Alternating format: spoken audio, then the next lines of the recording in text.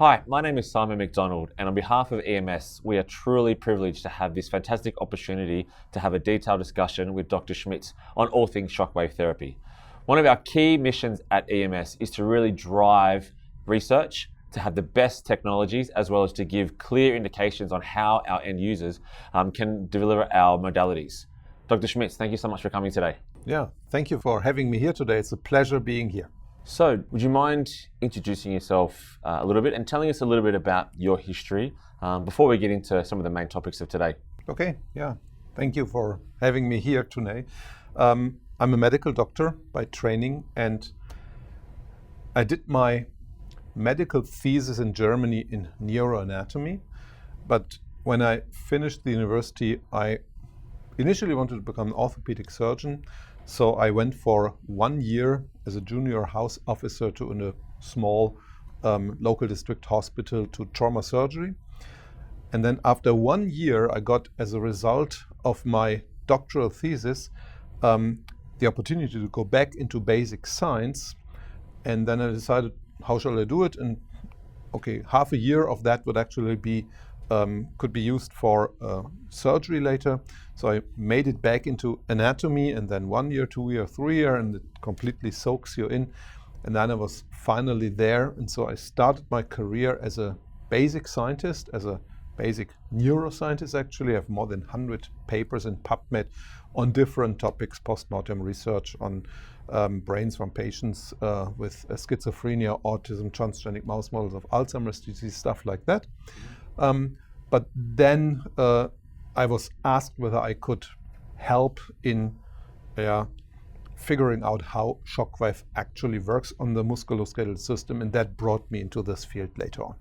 Okay, because I think that's a good story on where the link becomes from where you were to where you are. Yeah.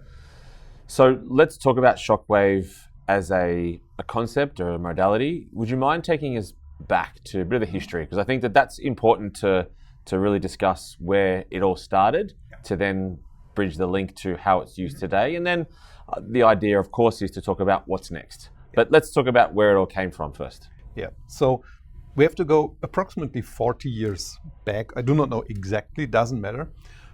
It was the time when at Munich University in Germany, the first patient was treated for a kidney stone. So the first shockwave devices were used for blasting kidney stones.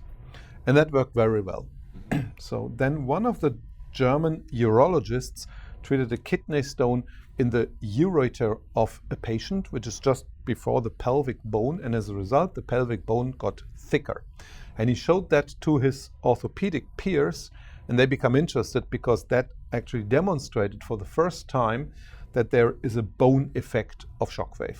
This is still in the legacy that non-unions are still hot topic in shockwave therapy, and that was done with focused shockwave. These were the first generation. We come to that later. So this is still the domain of focused shockwave therapy. And then the orthopedic surgeons, I phrase it this way, had the idea to say, wait a minute, we also treat orthopedic kidney stones, the calcified supraspinatus tendon and the heel spur for plantar fasciopathy. So they decided if the urologists can blast their kidney stones, we may be able to blast our kidney stones as well. And this is actually how it started. So the first patients, believe it or not, were treated with urology kidney stone crackers under general anesthesia. This is absolutely unbelievable today. Yeah, it was really like this. And then something very interesting happened. Many patients got pain-free and didn't have to see a doctor afterwards anymore, but these orthopedic kidney stones were still in place. Okay.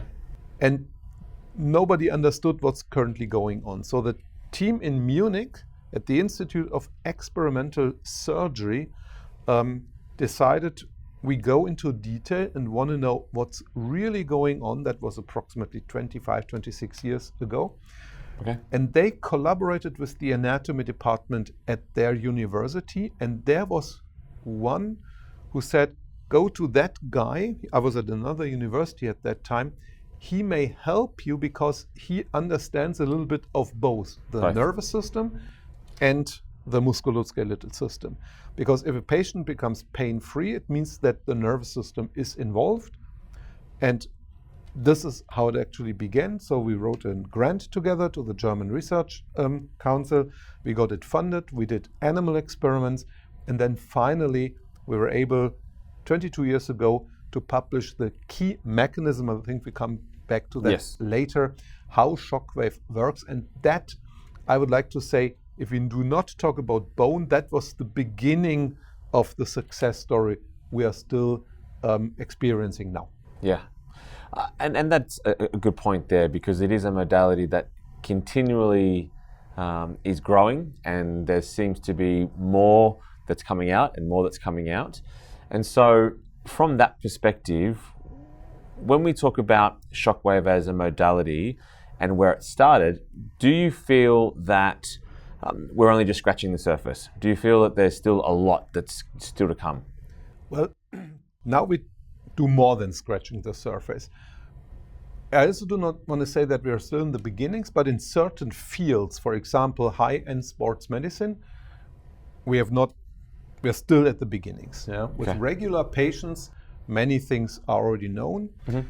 The general point in shockwave is it's a little different than other treatments. If you think in pharmacology, you start with a potential target. So you do target identification. Once you have the target, you need to know whether it's really the key thing. So you have to do target validation. Then you need a drug as a lead. So you need lead identification. Yep. The next is that you have to check, does it really work? That's lead validation. And if that works, you do preclinical animal model research. And if that works, then you do clinical trials. In shockwave, you cannot do that because there is no particular target. We consider shockwave nowadays, after 30 years, a so-called dirty drug in a positive way. It has more than 100 different mechanisms how it works on the musculoskeletal system. In the beginning, it was trial and error, and this was then replaced by trial and success. And the more we understood these different mechanisms, the more we could apply it to new indications, which we'll also talk about later. But it still is an indication that we can treat. What are the potential mechanisms underlying the pathophysiology of that indications? Do we know from our potpourri of different mechanisms in shockwave that one would fit?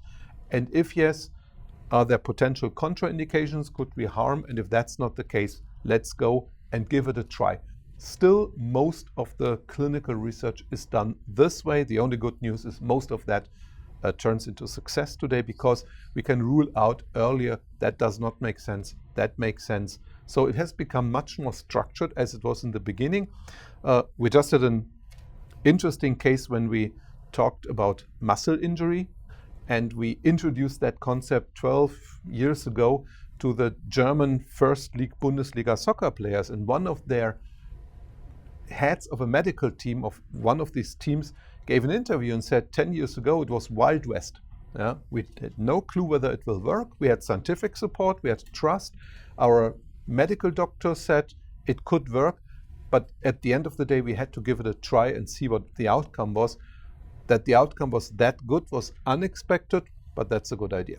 Yeah, okay, it's a good scene setting, I guess. And then a big part of this conversation today really is about delving into EMS and how we've really spearheaded the modality in clinical practice, both in Australia and globally, and how this modality is something that we certainly feel has such an important place within clinical practice, and we really want to go through our core sort of North Star document, or our Bible as we call it, our Guided DolorClast Therapy. And that's something that we are going to go through today. But perhaps going on from your last sort of comment around the mechanisms, it might be good just to now go into a little bit more with that, because that then helps set the scene on how we've then incorporated those mechanisms into a therapy treatment or a concept that people can use and get the best out of it as well. So let's talk about the mechanism of action, and then the linking that to what does that mean for me as the practitioner at the end of the day?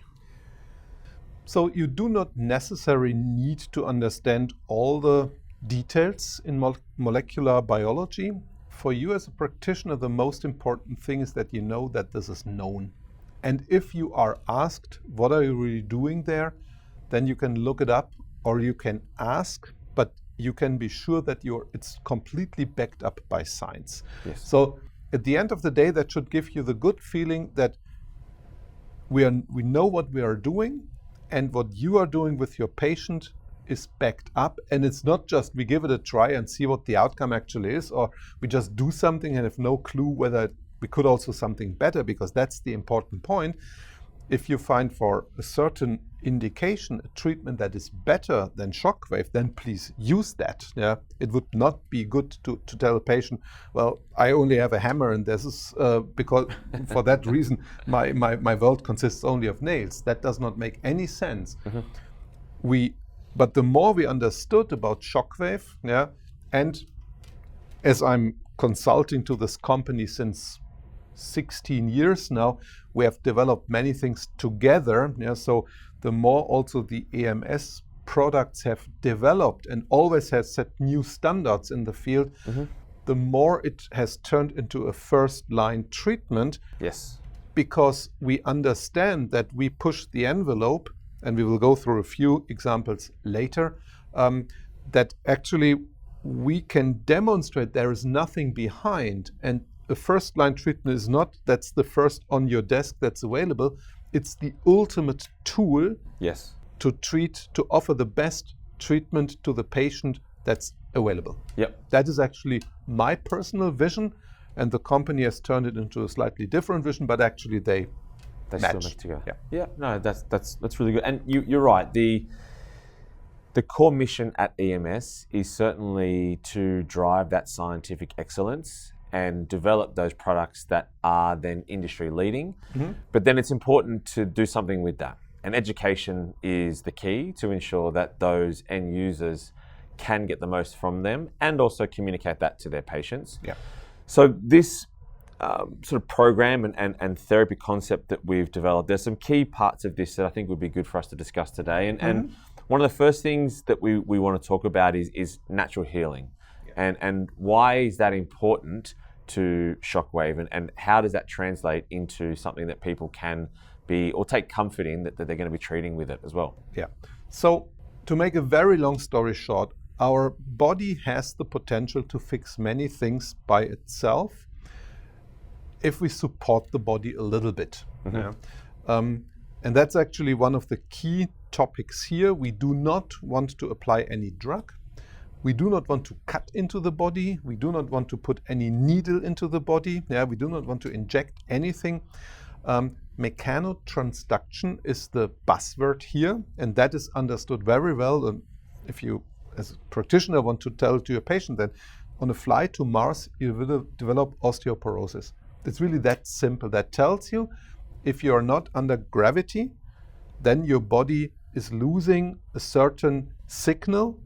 And this is mechanotransduction, and we make use of mechanotransduction, I would say, in a very intelligent way to help the body activate the body's self-repair mechanisms. That's actually at the basis of all that. Okay. So if we take that a step further then and talk about that treatment, and one of our, I guess, guiding philosophies around the treatment, that it is non-invasive. So like you said, so there's no needle, there's no cut. Aside from the fact that you're needle and cutting someone, like what would be the benefit, the fact that it is non-invasive? Why is that so important? So non-invasiveness is in marketing, so both for a company to an end user, but particularly for a therapist to a patient, the beginning, a negative thing. So non-invasive is negative in itself. Yeah. So there's no better word for that. Yeah. But if you tell the patient, look, the most important thing is that, I phrase it, make it a bit extreme. You come in a wheelchair to my clinic and you leave walking. That can only be done in a non-invasive way. If I have to cut you, if I have to inject you or whatever, yeah, then it's a little different. Yeah. So one of the most important things is we leave your body intact Yes. But you have a positive feeling right away. So it's not that you have to come and 6 weeks later you may feel good, or that you're lying down and have pain for a couple of hours, we need painkillers or whatever. No. Shortly after the treatment, you have the feeling, wow, that's different as it was before, and you walk out, if you like, with a smile on your face. This is important for two reasons. The first reason is it adds to compliance. If the patient knows, wow, that helps me right away, my day is better, this is compliance, and it gives the patient the motivation to come back and do the next treatment in order to make it complete. Yeah. Yes. Yeah. Okay. EMS has developed a compass, or a 4-step compass, and our real aim is to show how the modalities fit in with this holistic treatment. So could you walk us through a little bit about how this compass applies, or some key takeaways that would be good for someone to really understand? Yeah. So if you would just have a device, it would just buying a car. Then you have a nice car, but that doesn't work. So you need sort of a driving license. And I consider this as a sort of a driving license where we educate you and guide you through this process. And it has 4 steps. The first is assess. That means you need to know what you're treating. If the patient is in front of you and say, I don't know exactly what it is, but we just may give it a try, that's not medicine. So assessment means you need to know what the problem actually is. The better you understand the problem, the more precise you can apply your treatment. Yeah. Just a little example. So if you find out that somebody really suffers from a tennis elbow, that is good assessment. Why is that important? Because if it's a tennis elbow, you must not only treat the local spot, you must treat much more, starting at the cervical spine. If it's something else in the arm that could also be treated by shockwave, you may not need to do the full approach. So assessment is key to success. The second is you have to engage the patient. If you tell the patient, well, I have here a device, I don't know what it does, maybe it helps, let's give it a try, that will not work. Yeah. If you tell the patient, look, this is backed up by science, it works, I will just show you how it works, you will walk out and say, wow, but I need your help in order to make that happen, then the entire thing turns into a positive thing. This means engagement. Yeah. Then the treatment is a direct result of the assessment. The anatomy tells you what you have to apply, and the individual patient's feedback will tell you how you apply. Yes. Do we use the laser alone? That means, is the treatment not comfortable, the shockwave treatment not comfortable for a patient, or is it an indication that you better treat just with the laser alone? This is assessment and engagement. Yep. If we use the laser to optimize shockwave treatments, then I have to explain it to the patient. Say, I treat you for 5 minutes with a laser, then we wait 1 hour, here's why, and then we do the shockwave treatment. Patients understand that. And the question whether radial or focused, to make a 20-year-old discussion into 5 minutes, it's just the anatomy. If the indication is close to the skin, then you are good with a radial device. If the indication is too deep, I give you one example. We have the rotator cuff, the supraspinatus tendon. If you have a bodybuilder with a big deltoid muscle, you may not be able to do a good treatment with a radial device, then you must have a focused device. Or if you treat, for example, the soleus muscle of a professional athlete, you will not be able to get a good outcome with a radial device. You need a focused device.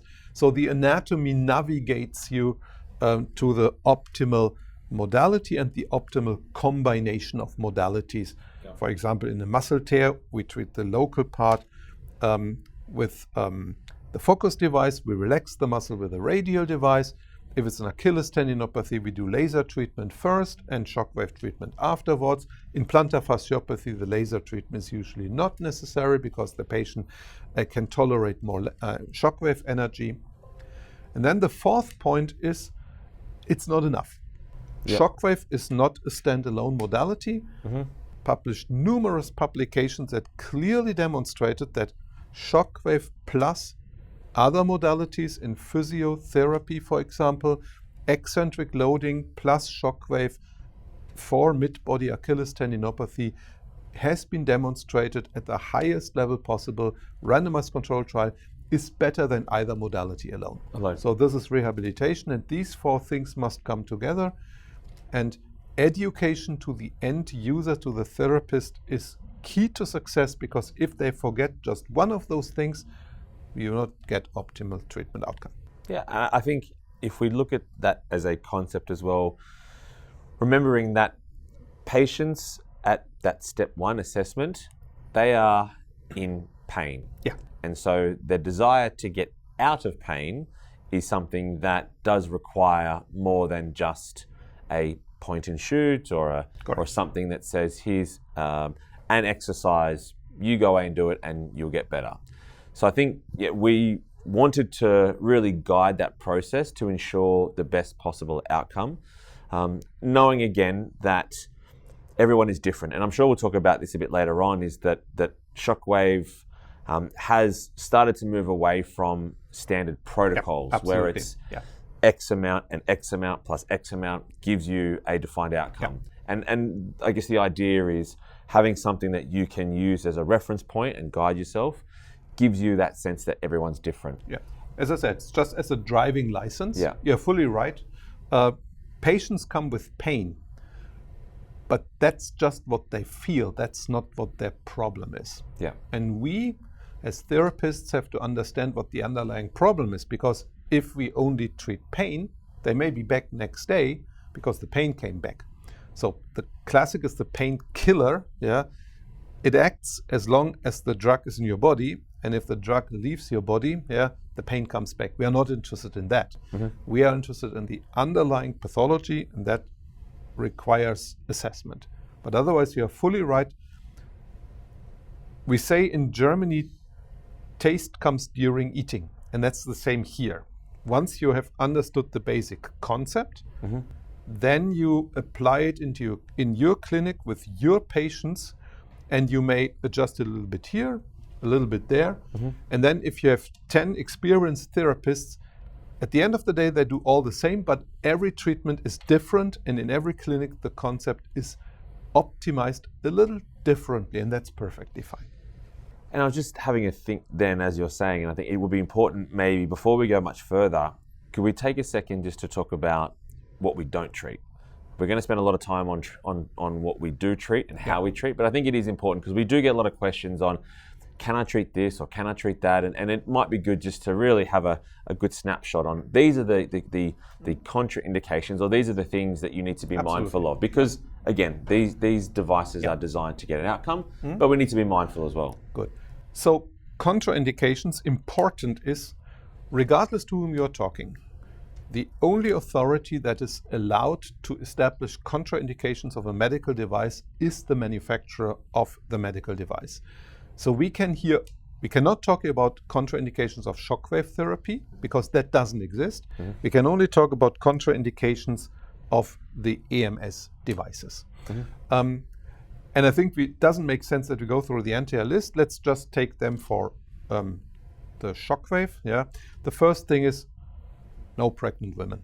Yep. No discussion. Yeah. Even if you say I treat a heel spur, yes, but you may induce pain, and that may cause preterm labor. Nothing is one. The second is no treatment of children, except of the treatment of Osgood-Schlatter's disease. This is different because that's considered from the pathophysiological point of view a non-union, and shockwave is very effective non-union treatment. Then no treatment of regions with former corticosteroid injections in an interval of at least 6 weeks. That's the law. I recommend at least to wait 3 months, and actually I recommend to talk to the doctors and ask, is it really necessary to have a cortisone shot before? Because according to what we know from science, in almost all cases it's not necessary. Then no local bacterial and viral infections in the target region, which is a no-brainer. no skin irritations in the target region, so no open wounds or something like this, if you're not interested in treating the wounds themselves. And no blood thinners. That's a very important point. We get this question all the time. What does it mean? Yeah. Aspirin is not considered a blood thinner here. Warfarin, that's the classic. And if that's the case, we recommend talk to the doctors who make the prescriptions.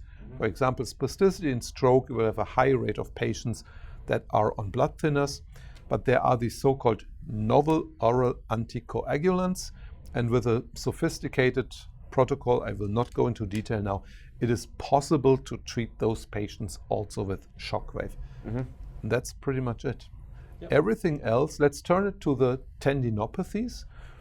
Making a long story short, basically you can treat all tendinopathies that you can reach with shockwaves, and you can reach them with shockwaves safely. Yes. But they're still bound to all the indications that are approved by the company. So this is just a general recommendation, and most of those who are of interest are actually approved, so that's the good news. But from a pathophysiological point of view, that would be the umbrella. Yep. Okay, that's good. I think it's good to just set that as a bit of a point of reference as well, particularly for those that will be watching this, and sharing with their teams, and just mentioning that there are some things that we need to be mindful of as we introduce or we integrate the technology into our clinic. So what counts at the end is what's written in the instructions for use, and they come together with the device. This is what's legally binding: indications and contraindications. Yep. Okay, so moving on to some of those outcomes. Would you be able to give me a real quick snapshot of how we relieve pain with shockwave therapy? So make a long story short, we have two types of pain fibers in the body.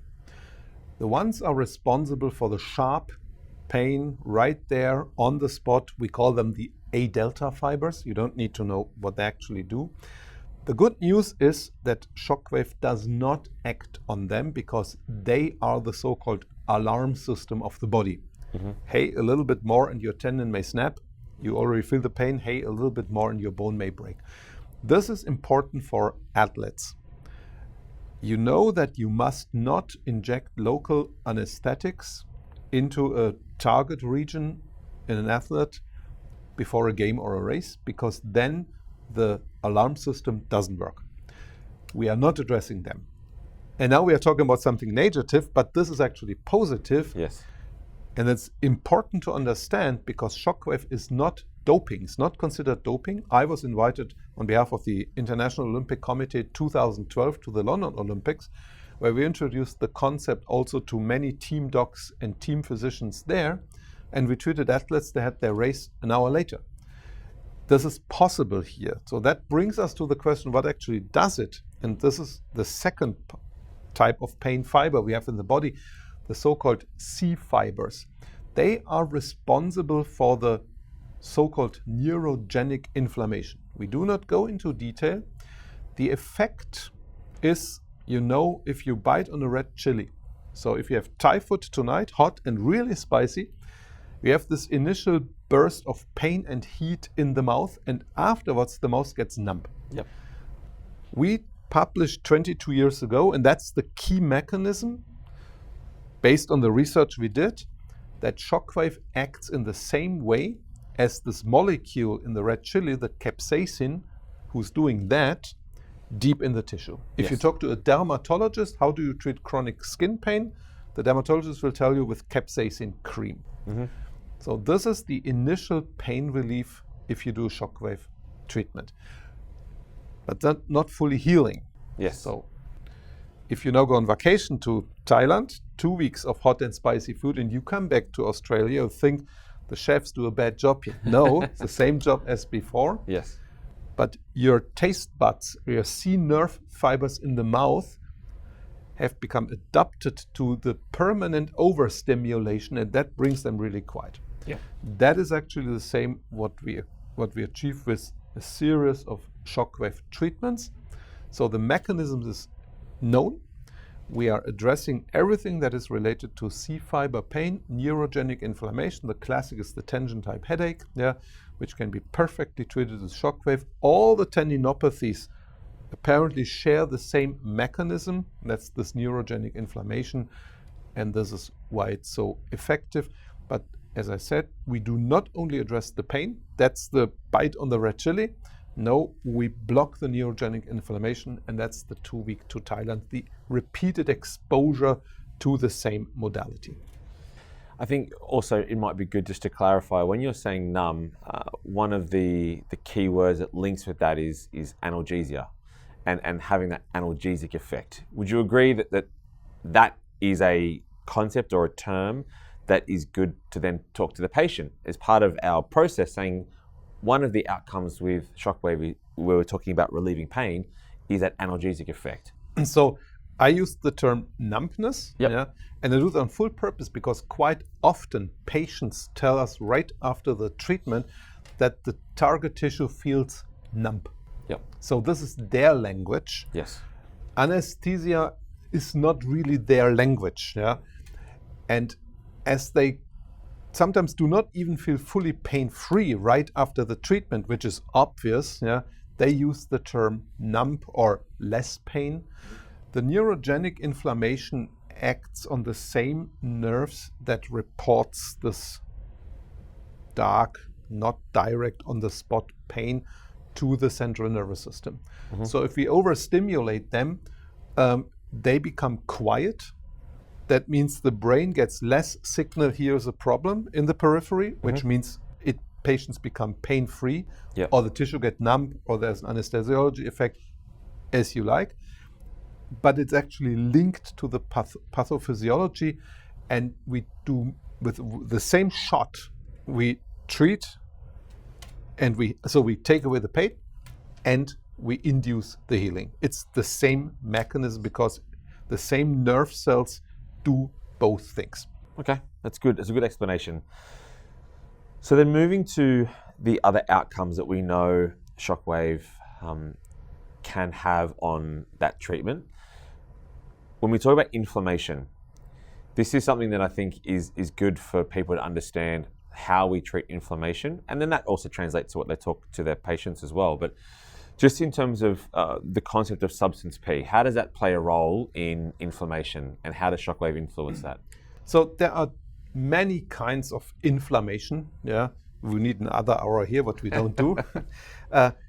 Again, long story short, the neurogenic inflammation is driven by substance P that is emitted by these C nerve fibers. And substance P, if you inject substance P into a healthy tendon, then the tendon develops tendinopathy like pathology. So we know it's not only egg, it's chicken and egg. Chicken and egg, yep. So this is why it's a good target, and we know which nerves emit it, and we know how to drive these nerves quiet by overstimulation. That's the one thing what we are doing. So the second big topic of inflammation is the PGE2, prostaglandin E2 driven inflammation. These are more the acute inflammations. Yes. And the nervous system may not primarily be involved. Okay. PGE2, for example, is emitted by endothelial cells. This is not a primary target for shockwave, but we have learned over the years that this is a primary target for a 905 nanometer pulsed laser. And this is where the laser comes into play. And that brings us back to the assessment. In order to understand what's the best modality for this patient, we need to understand what the underlying problem is. Yes. If it's an PGE2-driven inflammation, you can break it down and say it's more an acute inflammation, then the laser is the better choice. If it's a substance P-driven inflammation, which you do not exactly know as a therapist, but that's more the chronic case, then you know that the shockwave is the better choice. So there's where these two things come together. Yeah. In both cases, either the laser or the shockwave clearly introduces an anti-inflammatory response, mm-hmm. which in PGE2-driven inflammation is so good that we do not need non-steroidals anymore in order to achieve the same effect locally with all the unwanted general side effects. That's the big plus of this particular laser. Definitely, definitely. And to round it out, we've got natural healing. So we've taken away the pain. We start looking at reducing inflammation. We next want to look at healing. We've got a few things here as to some of those outcomes. Do you want to just run through a couple of those? I know that we've got a lot there, but some of the key ones that I think are important to mention. So the story is complex. You see, for example, the first, what they write here is improves angiogenesis. We do not want to have that in a tendon because there are almost no blood vessels in the tendon. Mm-hmm. But in other tissue where nutrition doesn't really work anymore, the formation of new capillaries is key to success. And shockwave is known to do that. Mm-hmm. Now you may wonder, how is that possible? Yeah, how does the target tissue know what to do with the same impulse? The answer is the cells act differently on the same impulse. If you push on mesenchymal stem cells, they switch on gene expression towards the formation of new bone. If you put a little tensile stress on the same cells, they switch on the gene expression for creating new connective tissue. So the cells know what they have to do. Mm-hmm. The signal may be the same, plus the biochemical surroundings. These two things together drive them into the right direction. This is how angiogenesis kicks in here. Damaged muscle fibers. We published that shockwave activates the gene expression in muscle satellite cells in order to create new muscle fibers. That's a no-brainer then if you understood the mechanism. Mm-hmm. Tendon remodeling is exactly the same. Mm-hmm. If you leave a tiered tendon on its own, it may develop scar tissue. The difference is that scar tissue is composed of collagen 3. Regular tendon tissue is composed of collagen 1. No need to know what the difference is, but collagen 3 is more stiff. Yep. And therefore it's less elastic. And that has the result that it may snap earlier. Whereas an elastic thing can be much more flexible and get more load. And this is what this third thing here actually means. Yeah, the prevention of scar tissue formation is an important step in long-term healing. Cartilage degradation, there's research out that demonstrate that in osteoarthritis models, the apoptosis rate after shockwave exposure is reduced. So we do not know whether we can regenerate cartilage. No such studies have been done, but we know for sure that we can stop the process by blocking the apoptosis of degenerating cells. Yes. And bone healing, that's, I don't know how many studies have been done on that. Yeah, for both Radial and focused, I think 60 or 70 studies. That's an old story. The mechanisms are very well known. We have recently published a series of papers. We use little zebra mussels that we get from rivers. We have an aquarium in the basement of the department, and we expose them to both radial and focused shockwave because we can investigate biomineralization in them, and we can demonstrate dose-dependent biomineralization stimulus in these animals. This is the best model you can use for that because we cannot do that in vertebrates. So this is an old story, and if you put all this together, yes, then shockwave can actually improve all of them and stimulate all these natural processes. But first you have to remove the inflammation. We know if you try to do regeneration in an hypoxic tissue, the stem cells that have to do the job, they just don't work. Yep. Moving to the indications, the things like tendinopathies, osteoarthritis, fasciopathy, myofascial pain syndrome, would you agree that they're sort of the ones that most people would come across, that they're most familiar with? Yeah, because this is the majority of patients who come to a physiotherapist, to a chiro, to an osteopath, or to a conservative orthopedic doctor, sometimes also the GP. This is the classic thing that drives pain in the musculoskeletal system. The tendinopathies, the OA, the enthesiopathy is sort of a tendinopathy sometimes. Myofascial pain syndrome, myofascial trigger points, all this can be perfectly addressed with shockwave. There's so much research out there. If you, for example, go to the PEDRO database, the physiotherapy evidence database here hosted, managed by the University of Sydney here in Australia, and you look what is the best researched modality for plantar fasciopathy is actually shockwave. Yeah. It's better than most of the studies have done with this modality that actually tells you then from the mechanisms, this is the perfect choice for tendinopathies. Yep, excellent. So if we move forward to shockwave and start to differentiate, because although it is an umbrella term, we know that there are two different modalities that sit underneath that, radial shockwave and focus shockwave. EMS have, over the last few years, been in the development process of their own focus shockwave, which has been recently released. Could you just spend a couple of seconds talking about the differences between radial and focus? I know we spoke before about the depth as being one of the key drivers and the anatomy, but anything else that might help to just differentiate between the two, and then where they both sit in terms of their application? There is so much literature about that. Yeah, I get tired of all these not correct descriptions in the literature. At the end of the day, both are acoustic waves with high energy. It's not like we hear. So for example, if we talk to each other at a frequency of 300 hertz, which is a very low tone, yeah, 300 hertz means 300 waves per second. Yes. We are talking about single shocks. If you take therapeutic ultrasound, let's say 40 kilohertz, this means 40,000 waves per second. We are talking about a single one. Big difference, yes. That means the energy that must be transmitted must be in a single acoustic wave. And that means this wave has a lot of energy, and this is pushed deep into the tissue. So the way how it's managed and created tells you the radial device works at most energy at the skin surface, and the energy dilutes into the tissue. This is just the way how these waves are generated. Yeah. Make a long story short, it's sort of an air gun, but it's not a gun, yeah, but it's a bullet going forth and back in the guiding tube, and it strikes a metal applicator, causes a stress wave in this metal applicator. And this is then transmitted at the single wave into the patient. Yep.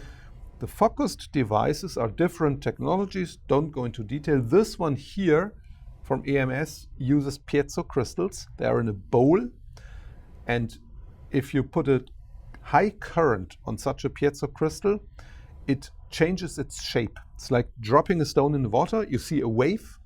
If now from several hundreds of those piezo crystals, the waves come together, you focus them on one single point, then you get the same here, high energy single wave.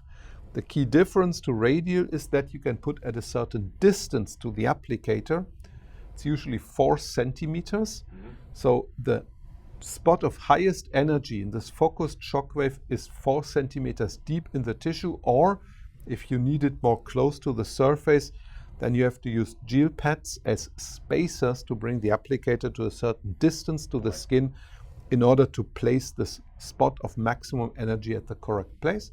And around this spot, you have a 3-dimensional cigar-shaped region where you have high pressure that is sufficient to cause a therapeutic outcome.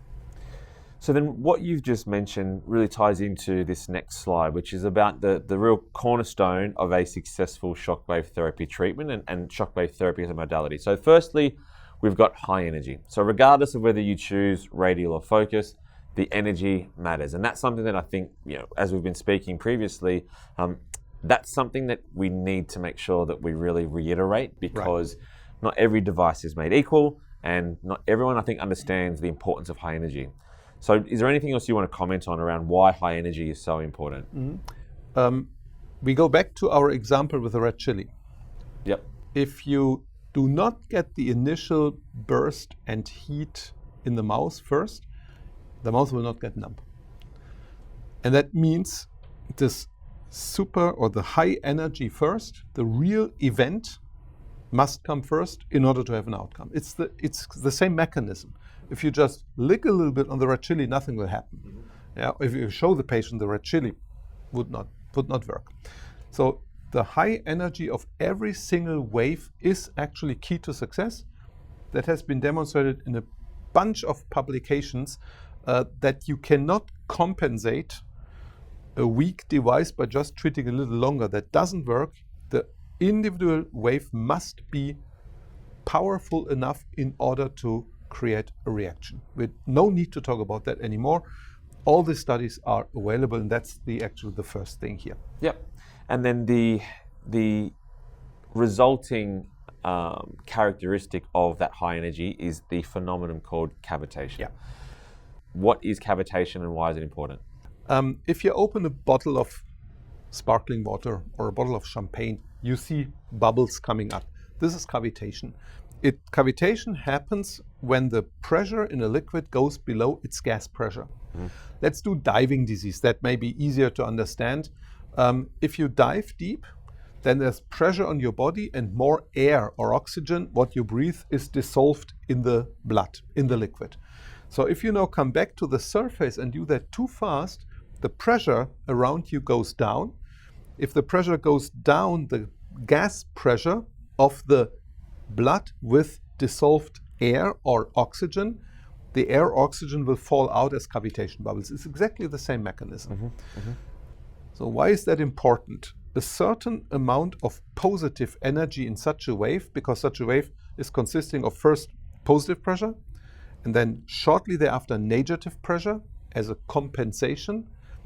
If the positive pressure is high enough, you have deep enough negative pressure afterwards, and this negative pressure must go below the gas pressure of the target tissue in order to cause cavitation. Now you may say, well, how do you know that? I mean, we can demonstrate how cavitation looks, but it doesn't tell you how it works. But we did some experiments with small worms. C. elegans, Caenorhabditis elegans is the name. It's one of the best researched animal model in modern molecular biological science, because it's not considered an animal model, it's an invertebrate. You can do forward genetics, backward genetics. You can switch on genes, you can switch off genes. The entire world is using them. And we use them as a model to demonstrate immobilization, because we know that shockwave relaxes muscles. And the worms show, and it's published, a wonderful dose response decline in movement with increasing shockwave energy. Yep. Then we put the worms not anymore in normal liquid, but in a special liquid that prevents the formation of cavitation bubbles. It's called polyvinyl alcohol solution. And suddenly, with the same energy, half of the effect was gone. So we were able to demonstrate that's really the cavitation that plays a role here. And we were not the first ones. Others used explanted nerves and did electrophysiology and came to exactly the same outcome. The cavitation matters, and cavitation means you need a decent amount of negative pressure in the target tissue, and in order to generate that, you need a decent amount of positive pressure before, and that brings us to this is where the first and the second point are linked to each other. Yeah, and then just the knock-on effect is that the high energy means high cavitation means an output. Exactly. And without working your way backwards, it's just impossible to be able to get that outcome. Correct. Yeah. There's nothing else to say about that. And that brings us back to the next question: where can I expect a result? You see here on this slide the positive and the negative outcome. They must both come together. I mean, you cannot prevent the negative pressure if you have the positive pressure first. That's the good news. But the more important thing is now, how do I do that? And how do I bring the high energy into my target tissue? Yes. And we mentioned anatomy in the beginning. So an Achilles tendon is maybe 5 millimeters deep maximum in the tissue. And that can be done with the radial device, as we just discussed, because it has its highest energy at the tip of the applicator, so in the skin. But if we talk about a deeper indication, then we have to put the maximum energy deeper into the tissue. That cannot be reached with radial. This is the domain of focused shockwave therapy. Yes. And in both cases, you can see how the cavitation field is done. This is at scale. Yep. We have created high or videos, with a high-speed camera. These cameras have, let's say, 50,000 frames per second onboard, because we are talking about events that last microseconds. So you really need sophisticated stuff, but all publish how this actually looks, and the cavitation field can be visualized not only in the amount, but also where it actually occurs. And that's the result of that.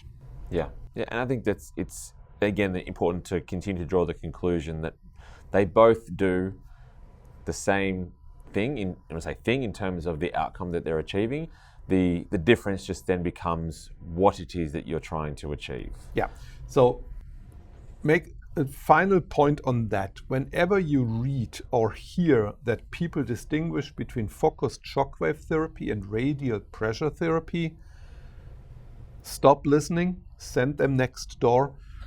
They did not fully understand what's going on. Yep. In modern musculoskeletal therapy, we do not treat with focused with shockwaves in the strict physical sense because we don't need that. Yes.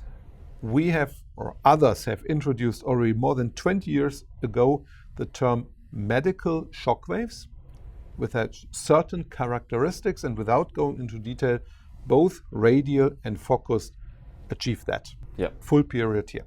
Yep, definitely. And it's good to then be able to draw that conclusion definitively. Right. Really. Okay, so one of the ways in which you can demonstrate the effectiveness of that high energy is the study that is referred to here with knee osteoarthritis. Mm-hmm. Could you take me through just the key takeaways and why that's relevant then? Yeah. This is a beautiful study. It's a randomized controlled trial, evidence-based level 1, 89 patients, and these researchers allocated the patients randomly to 5 different groups. The first group received a sham treatment. The second group received 4,000 shocks with the Radial DolorClast device operated at maximum output. Yes. So 4,000 times 1 for maximum gives 4,000. And you see that here. Then the second group got 2,000 impulses at maximum outcome. And all patients suffer from knee osteoarthritis, and they were treated for that indication. Yep. The next group got 4,000 shocks at half the maximum energy. 4,000 times 0.5 gives 2,000. So these two groups had the same total energy, but applied in a completely different way. Then they had one group with 2,000 shocks at half max energy, which is an equivalent of 1,000, and the fifth group got a sham treatment. So what you see here is the gray bars are the average VAS pain score. 0 means you're newborn, 10 means you're dead. So the average you can see here. And then you see the improvement when they did their follow-up after a couple of weeks. The most important thing you see on the left, there was a sham effect, so a placebo effect. A good randomized controlled trial must demonstrate a placebo effect. If you don't have that, something went wrong. The important point here is that takes us away of, oh, I treated 5 patients and they all liked my treatment. You may have just demonstrated the placebo effect. It's important to demonstrate that. Then you see on the right, this was the group with the 4,000 shocks at full power, and they had the best outcome. But to the surprise of the scientists and to the surprise of the readers of the journal, it was that the other two groups with the equivalent of 2,000 had not the identical outcome. Those who got 2,000 shocks at full power had the same outcome than those who had the 4,000 shocks at full power, whereas those who got 4,000 shocks at half power, their outcome was worse. This is the key study published in 22 demonstrating that the high energy of every single shot is more than a marketing claim or something that was figured out in the lab. Yes. This is real world evidence on real patients. Yes. And it's just one of many studies in a row that always showed the same. It's the individual energy of the single cell that makes a single shot that makes the difference. Yep. Yeah, and I think that that's a really good point to continue to reference then, particularly with something like knee osteoarthritis, which we know is painful and it's something that is tricky to treat. And if we're looking at a non-invasive method, as we said right at the start, to be able to have this as an alternative for patients is something that is really, really important. Yeah. Let me just stay a second on this. We always hear this shockwave treatment that is done. That is already the wrong approach. The first thing in shockwave treatment is obviously you have to ask, is radial or focused, and was it possible to reach the target tissue with the modality you are using? But the second question must be, which device was used? Because not all devices have this ability to emit twice the energy if you just double the input settings of the device. That's not the case. We do not go into details. The studies are published, the studies are available. You can demonstrate just by physical means what the output of these different devices is, an issue that plays particularly in radial, not so much in focus. Yeah. In focus, it's much more important that you have positive and negative energy at the same spot for obvious reasons. If they are shot on different spots, and certain modalities unfortunately do that, then you cannot expect optimum output. Yes. And then the next question, once you know was the correct device, or a device that can actually is able to achieve this high energy you need, then the next question is still, and that brings us back to what we discussed before, how was the device actually operated? Because just using a perfect device doesn't mean that you have a good treatment if you operate in the wrong way. And that brings us back to the education. Yes. And it brings us back to the point that we made before. The most important thing is, how much energy can I apply? And we went away from all the protocols and say the individual max energy the patient can tolerate, that's key to success. Every patient is different.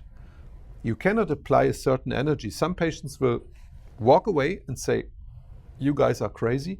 And other patients will tell you, I didn't feel anything. And this is why we say, as a rule of thumb, agree with the patient is 6 out of 10 on the VAS pain score. If you go for 6.5, it doesn't matter. Yeah, but if all your treatments are in a very comfortable position, that will not work.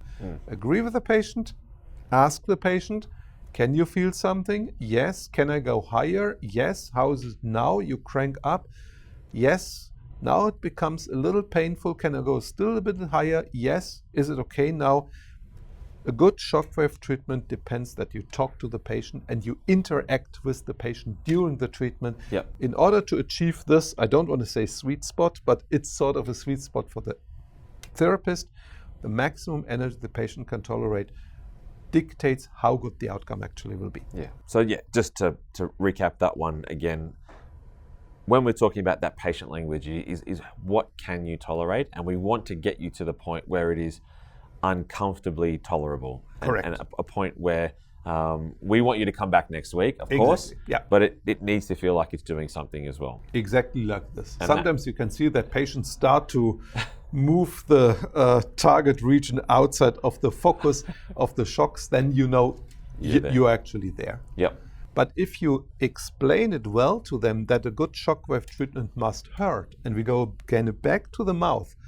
If you want to have your mouth numb, you must really have that pain and heat before. This is what they understand, because they know what it is. And if you just tell them the same here, try to tolerate it. I mean, not that you cry, of course not. Yeah, a 6 out of 10 is a good rule of thumb idea. Yeah, I think that is an easy marker for people to be able to follow as well. Absolutely, yeah. Yeah, so this was a very interesting outcome. This is obviously only the helicopter view on that study. If you're interested in the full study and all the details, where it was done, how it was done, there's a QR code you can actually see here and just scan it, and then you have access to the full study. It's published open access, so no cost, nothing. Excellent. So then on the topic of studies, one of the really exciting papers that has been recently produced is around muscle injuries. Let's run through this particular study and some of the key takeaways as well. And just as you mentioned before, if you're interested in reading, for those that are watching, interested in reading the full study, you can see the QR code down there. By all means, that gives you such a great detailed insight into the actual outcomes. Yeah. Before we go into detail with the study, we try to publish everything that is possible as open access, so that readers, therapists do not only rely on the abstracts, because sometimes the abstracts do not tell you the full story.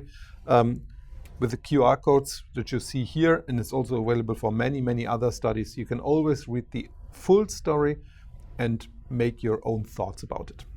This particular study, in terms of muscle injuries and those that are most commonly seen in professional sport, can you just talk about some of the key takeaways from this study and why that has had a ripple effect in terms of what's possible with shockwave therapy?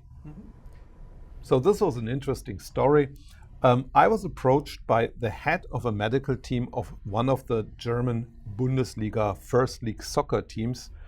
And he's actually from New Zealand. He did his, James Mong is his name. He did his bachelor in physiotherapy in New Zealand, then his master in Perth, and then he came to Europe. And he was on the education course, and he asked me afterwards, what can you do with muscle injuries? I said, what are you interested? He said, I'm mostly interested in these so-called non-structural, today we call them ultra-structural muscle injuries. So these are the ones where the players say, hey doc, it really hurts, I cannot play, something happened. Then you do an MRI or an ultrasound, can't see anything. It doesn't mean that there is nothing, it's just that's not a muscle tear. Yeah. So there are different types, type 1A, type 2B, that you can read if you like. And he asked me, what shall I do? I said, James, you are the expert. I can only tell you what the device can do and where the mechanisms are. They said, okay, I implement that in my treatments in a very interesting way. It was against all recommendations in the literature. The first thing, he starts his shockwave treatments on top of everything else he's doing. He didn't replace anything in his rehab program. He starts daily, or he treats daily, and he starts sometimes in the evening of the injury or on the next day. We learned that we should not touch soft tissue injuries too much because we may cause ectopic ossification. In the meantime, we learned ectopic ossification starts when there is an injury somewhere in the tissue that's not treated and it starts to cry for help. Then cells via the bloodstream enters the target region and they may cause ectopic ossification. So early treatment is actually a good idea.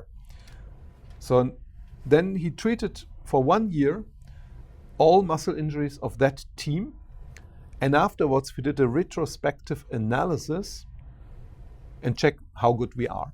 And the benchmark is a study done 10, 12 years ago by the UEFA, the European Soccer Association. They came with median and mean times to return to sport, depending on the different injuries and depending on the different locations.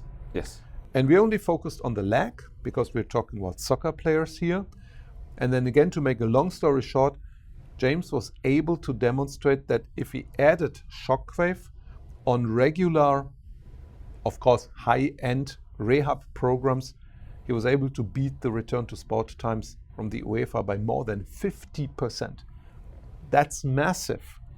If for a 1A injury, you had 7 days on average before, and now you are back to 3 or 4 days, that means the same player can play the next weekend. Yes. Players do not lose their positions in the team anymore. The coaches have better choices how to put the optimal team on the field. This team where he is now just made it from the second to the first Bundesliga 1.5 years ago, and they became famous. It went to the German news that the coach said one of the key of the success was that all players were available.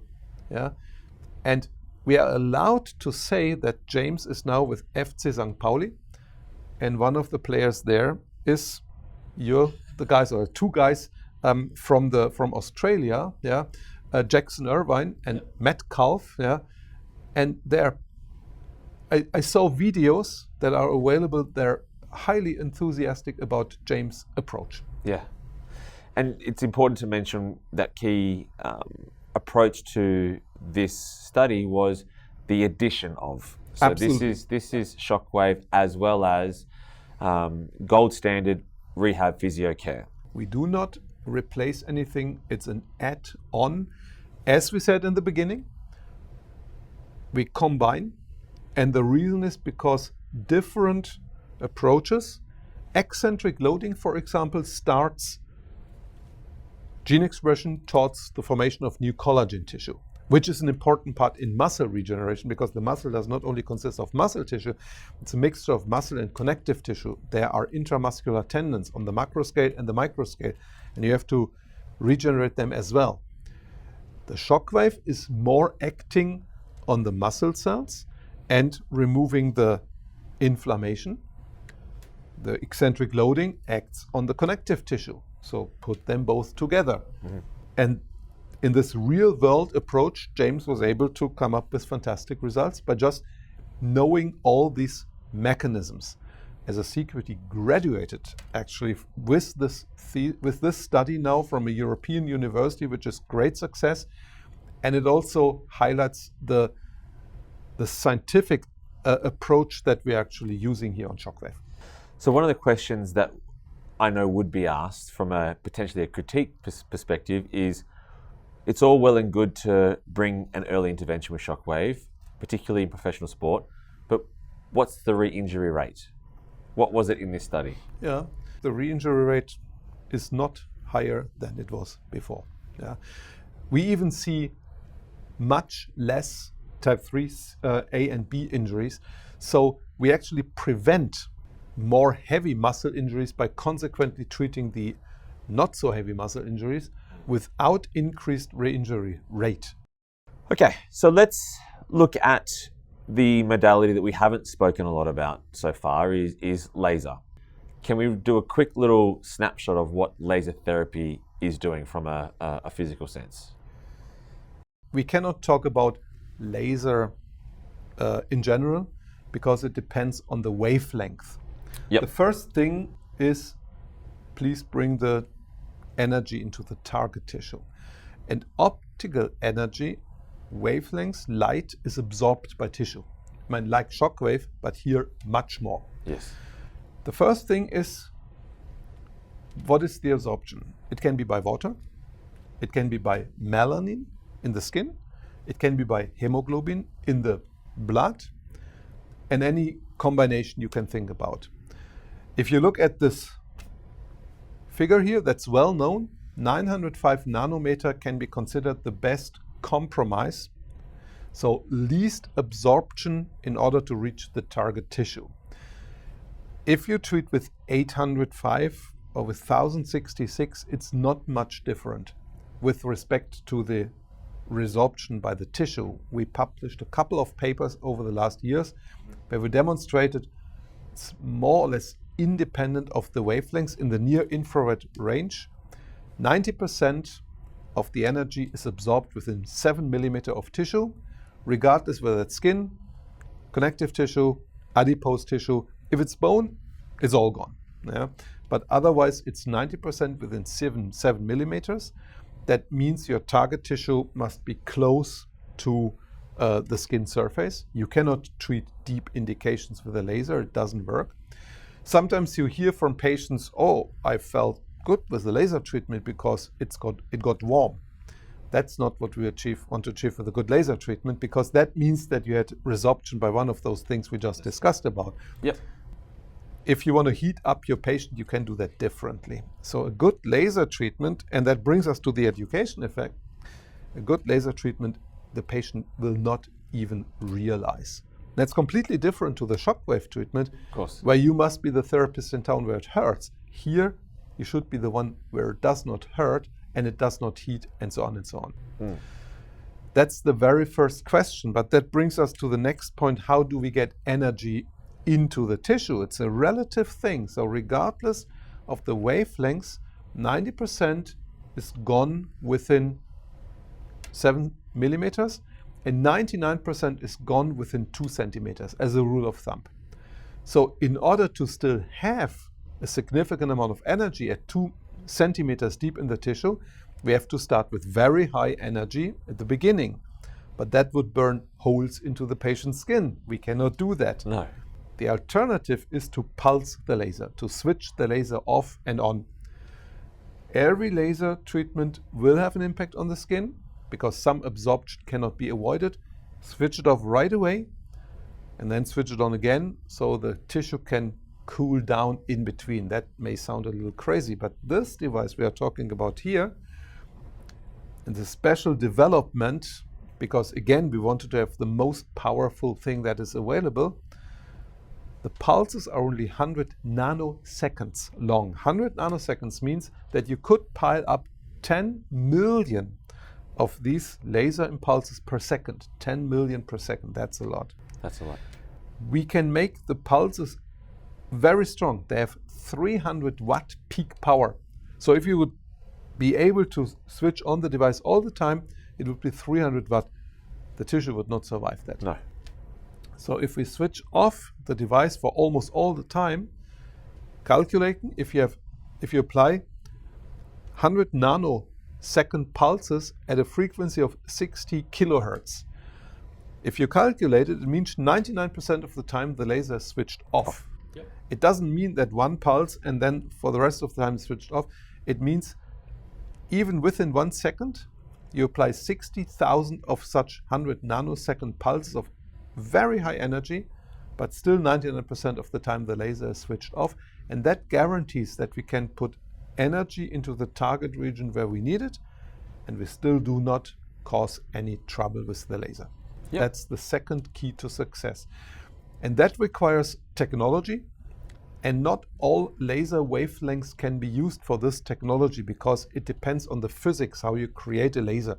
Not all laser diodes can be operated like this. Yes. So it brings you, fortunately, 905 nanometer is where the first characteristics are met, and the second characteristics can also be met. This brings us a little bit more. You could say, I want to have 875 or something like this, or 950. But then the technology people tell you we can't make that possible. So 905 is apparently a good compromise where all the different things are achieved. Yep. But that's only the technology. So what is the key mechanism then when we're talking about reduction of pain when we're using a laser?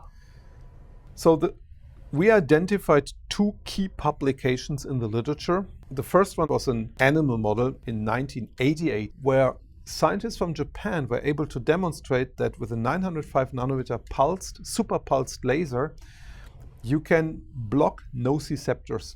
These are the free nerve endings of both the A delta and the C fibers in the peripheral target tissue, and you can actually block them by exposure to this laser, which is great news. The absolute killer, in my view, the absolute killer application comes from a physiotherapist in Bergen, Norway.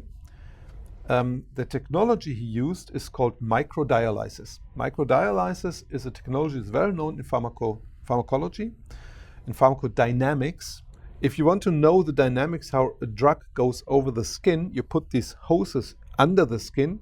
There's a liquid going through. You can measure the biochemical stuff going on there, and then you can apply a drug, and you see when does the drug occurs in this liquid at what time. This is how pharmacodynamics of transdermal application of drugs is measured. That's standard. He took the same technology and put these hoses next to the Achilles tendon of real patients who suffered from bilateral Achilles tendinopathy. Then he randomly assigned to one leg, the people didn't know, the laser therapy, 900 nanometer pulsed, and on the other side, sham treatment. That's possible because you cannot see a 905 nanometer laser. Our eyes are not good for that. That means the patient had no clue to decide what's going on, and as we discussed before, you cannot feel a 905 nanometer pulse. It was real completely blinded. And then he put them on the treadmill and let them run into their bilateral Achilles tendinopathy. So that's real world human. Yes. Those that were treated with the sham laser, there you could see an increase in prostaglandin E2, PGE2, as we discussed before, starting after 30 minutes, as it should be. You have Achilles tendinopathy, you start running, it gets pain, inflammation kicks in, the usual thing.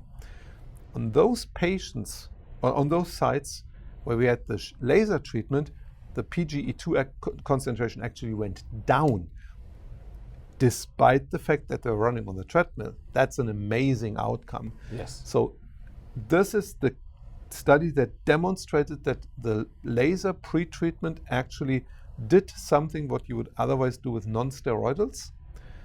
And that now opens many opportunities.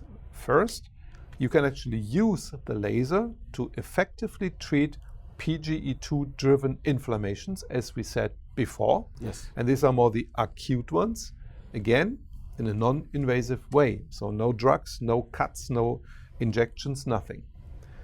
But the second is, and I do not go too much into detail because that would be my 5th hour. I'm counting. These free nerve endings of the C fibers have sensors for PGE2. And they pre-sensitize those ion channels that are usually opened by capsaicin or by hypoxia. And that actually means that if you remove this pre-sensitization, you can apply more shocks from the shock wave or shock waves with higher energy to make them quiet. That means I can apply more shockwave energy, and as a result, I can make my shockwave treatments even more effective. Yes. As a rule of thumb, the research is still ongoing. If you apply the laser and just wait a few minutes later until the nociceptors are switched off, that was the first study I mentioned, then our therapists who are using that concept already can increase the shockwave energy up to 50% more, which is already significant. If they wait the full hour, they can increase the shockwave energy afterwards by up to 100%.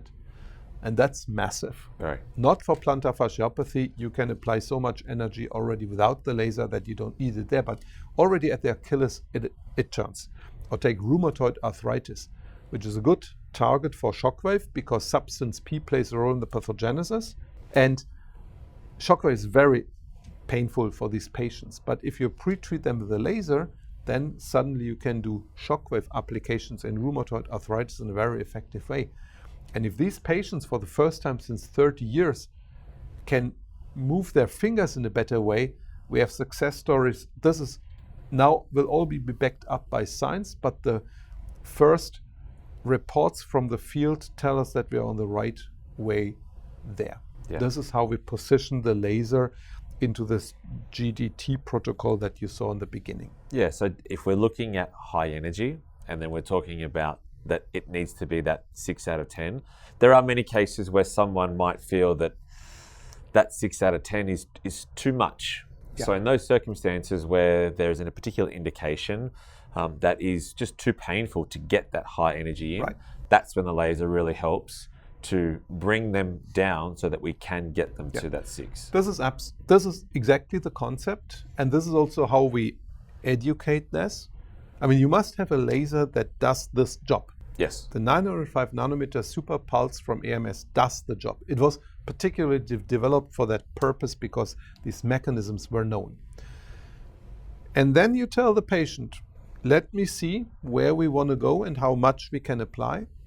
This 1 hour difference between the laser pre-treatment and the shockwave treatment, when we introduce that to users, it usually say, wait a minute, that cannot be done with my clinic organization. But we tell them, look, Bjordal took his patients on the treadmill. So you can do with these patients during that hour whatever you want. You can send them doing the grocery or go to the cafe or go back to the office and do some work. But you could also say, and this becomes really interesting now, you can do exercises with them. Yes. Do laser treatment first, then do exercises and training, and at the end you do your shockwave treatment.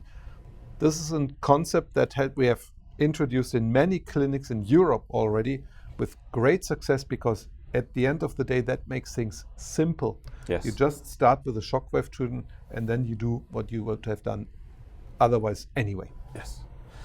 Okay, so pulling that all together, it's probably now a good opportunity to talk about where we're going. So we've definitely touched on where we came from. We've spoken about the GDT as a concept and how the modalities play into that and sort of where the indications sit. From my understanding, science always progresses when someone thinks outside the box. And it's always about a science fiction concept. But where is science fiction going that may turn into reality? I give you one example. We didn't talk about these 3 3A and 3B muscle injuries before. We were approached by a colleague, a top-notch physio in Buenos Aires, Argentina. Can we also do structural muscle injury? We had some preliminary data, and we knew, yes, we can also do something there. But it was not known how good is that actually. And I told him the same story what I told the physio who worked on the 1A and 2B in the German Bundesliga. And I said, look, here are the mechanisms. This would be possible, come up with a protocol. But again, you must be better than the state of the art. Otherwise, if you would just end up with a Me Too, nobody would be interested. And so he did. The paper will be published in the next 2 weeks. It's accepted for publication at the British Medical Bulletin. This is where you will be able to read the full story. And that was science fiction before. Against all recommendations in the literature, early treatments, many treatments, the randomized controlled trial, the patients were blinded, so we can really demonstrate what the effect of shockwave is compared to sham shockwave treatments. And hey, we were able to reduce the times to return to sport in a significant manner. But on top of that, the study shows for the first time that after a structural muscle injury, the players go back, and on the injured and the non-injured sides was all hamstrings, in soccer players, in rugby players, and in hockey players. On the injured and the non-injured side, the muscle strength was not significantly different after the injury and the treatment anymore compared to the uninjured side, whereas those who just got a high-end physiotherapy exercise program, the muscle strength on the injured side was significantly impaired compared to the non-injured side. That was completely unexpected. So as a bonus on the reduced times to return to sport, you tell the athletes and you take something with you, which is good, yeah, because that may further reduce the re-injury rate, which was also not increased in this study. Yes. One real science fiction at this time is early rehabilitation. After ACL reconstruction, stuff like this. There was one study published already that if you start 3 months after ACL reconstruction with a DolorClast treatment compared to sham treatment, the further rehab goes faster. This is a great start, but the real science fiction would be to say, how early can we start in order to further improve rehabilitation after, for example, ACL reconstruction, yes, but also after knee replacement or hip replacement and these things. This is currently science fiction. Our hypothesis is that we are able to do the rehab much faster than before, but here we already know first adopters, but here a lot of science still must be done. 2 other fields where we are already a step further. One is wound healing. We just put a big review on everything that has ever been published in this field on medRxiv, where we can demonstrate, and this is the funny thing, it's the same story after 20 years of research. Wound healing can be approved with shockwave treatment. It doesn't matter whether it's radial or focused, as long as you can bring the correct amount of energy into the target region. Yep. Let me just spend a second on that, because we get this question always, what are you doing there? These are open wounds and there's skin irritations. Debridement first, no question. Then put sterile ultrasound gel into the wound. Sterile can be bought at the pharmacy, no problem. Then put a sterile foil on top of that. And then you're on the safe side, apply shockwave, remove all that later on, clean the wound and do regular wound dressing. Important is, if patients suffering from diabetic foot ulcers, fix the diabetes first. If you don't do that, you can still do something on the wounds, but you will not have good success. The other thing is erectile dysfunction. Also, a lot of research has been done. Unfortunately, many studies are questionable. We published also in the British Medical Bulletin a big systematic review, even with a meta-analysis on that topic just a few months ago. Again, everything that has ever been published, also an explanation why, for example, the American Urological Association does not consider shockwave as a treatment option after 89 clinical trials, which cannot be understood at first glance. But if you have a close look at the paper, then you understand what the problem actually is. But we didn't leave it with that.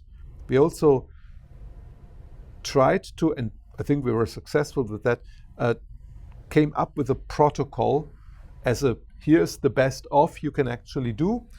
And now we have partnered with a couple of top experts in the world, in the UK, in the Middle East, and in South Africa as a starter to run now clinical trials on erectile dysfunction, here with the focus device, because the radial device may be too painful because of the way how the waves are actually created, in order to demonstrate that we take the best of the literature with respect to protocol, and at the end of the day, it's the same what we discussed all the time before. It's just the number of treatment sessions are a little different, and the frequency of the treatment sessions is a little different. But we already know from those early adopters that this will become the next success story. It's complex, it's an issue on its own, yes. Requires completely different training, because smooth muscle, which is the topic here, acts completely different than a skeletal muscle, for example. So that's another thing that just turns from science fiction into science. Another topic is spasticity, which was a big question earlier on. Then it was science fiction. Then we had a close look. And nowadays we can demonstrate, or we have published studies with randomized controlled crossover trials, where you really expose the patient first to treatment A, and then after your follow-up investigation and a washout, you expose the same patient to treatment B, and the other way around. So real crossover. This is highly sophisticated clinical research that in this study were not inferior to Botox injections, for example, which is the state of the art. Yeah. This is currently lifting off. Botox is not allowed below the age of 2. Shockwave is also off-label here, but we demonstrated in well-controlled studies that it's possible. Botox is much more expensive than shockwave, and Botox injections are much more painful. And that's all demonstrated in these studies. And hey, if we are able to demonstrate, look, we have the same outcome, but we do not have these disadvantages, then what was science fiction in the beginning becomes science and becomes real-world evidence, and then it becomes real-world applications later on.